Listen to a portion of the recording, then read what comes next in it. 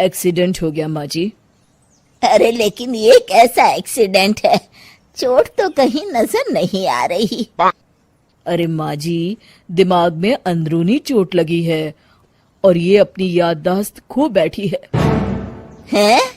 मेरी बहू याददाश्त खो बैठी है? अब क्या होगा? अब फिक्र मत करिए, बस इनका अच्छे तरीके से ख्याल रखिए। मैंने दवाइयाँ दे दी हैं, अब मैं चलता हूँ। अगले दिन।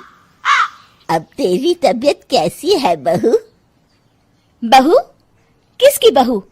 हम भैरवगढ़ के ठाकुर विक्रम सिंह की बेटी रूपवती हैं। हम एक राजकुमारी हैं और तुम हमारी दासी हो बुढ़िया।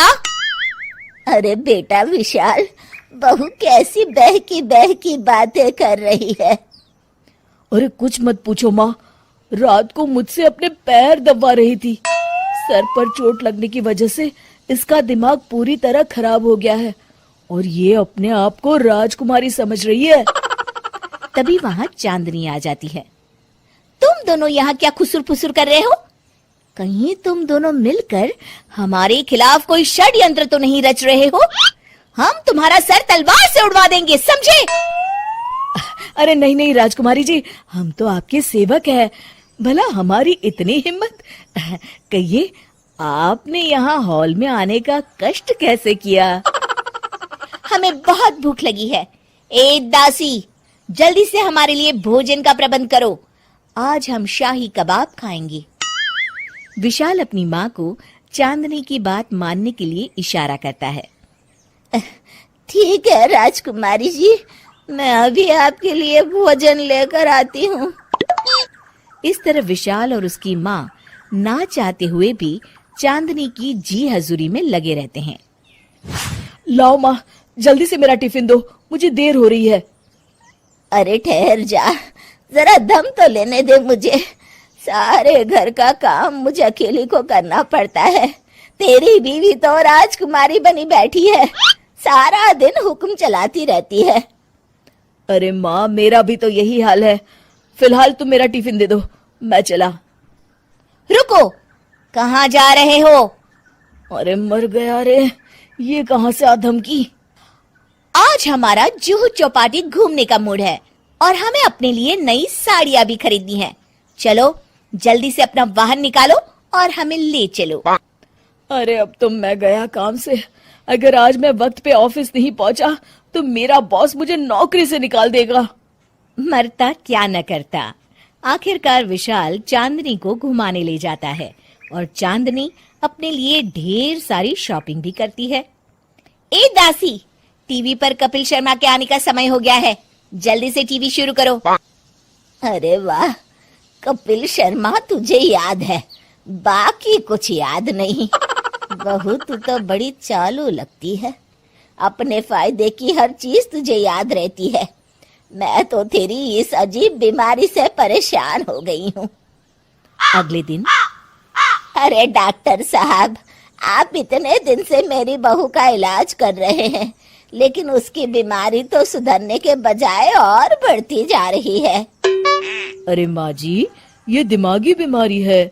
बेचारी की याददाश्त चली गई है, वापस आने में थोड़ा वक्त तो लगेगा ही ना। गायत्री डॉक्टर से बात कर ही रही होती है कि तभी उसकी पुरानी सहेली शीला वहां आ जाती है। शीला को देख अचानक डॉक्टर घबरा जाते हैं। अच्छा माँ जी, मुझे एक मरीज को अर्जेंट देखने जाना है, मैं चलता हूँ।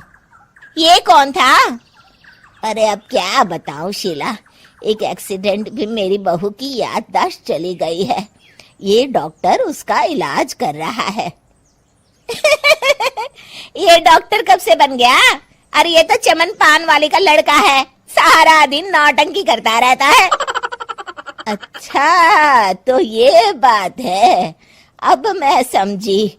मेरी बहू और ये पान वाले का लड़का दोनों मिलकर मुझे बेवकूफ बना रहे थे।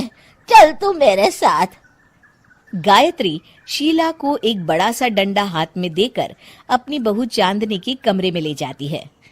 बहू, ये मेरी सहेली है, एक डॉक्टर है। इसने तेरे जैसे न जाने कितनों का इलाज 2 मिनट में कर दिया है। इसका कहना है कि सर पर जहाँ चोट लगी हो, अगर उसी जगह दोबारा किसी बड़े डंडे से जोर से मारा जाए तो मरीज की याददाश्त वापस आ जाती है। देख, हम डंडा भी लाए हैं। अपनी सास की बातें सुनकर और हाथ में बड़ा डंडा देख चांदनी घबरा जाती है। अरे बाप रे, मैं तो फंस गई। इस डंडे की एक बार की वार से ही मैं तो चारों खाने चित हो जाऊंगी। अब क्या करूं, क्या करूं, क्या करूं? लेकिन गायत्री, डंडा सर पर ठीक उसी जगह लगना चाहिए जहाँ चोट लगी है। अरे तू चिंता मत कर, 2-4 बार मारूंगी तो एक बार तो सही जगह लग ही जाएगा ना। चल बहू, तैयार हो जा। अरे नहीं नहीं माँ जी, मुझे मत मारिए। दरअसल घर के काम करने से बचने के लिए मैंने ये सब नाटक किया था। मुझे माफ कर दीजिए, मैं कान पकड़ती हूँ। दोबारा ऐसी गलती कभी नहीं करूंगी।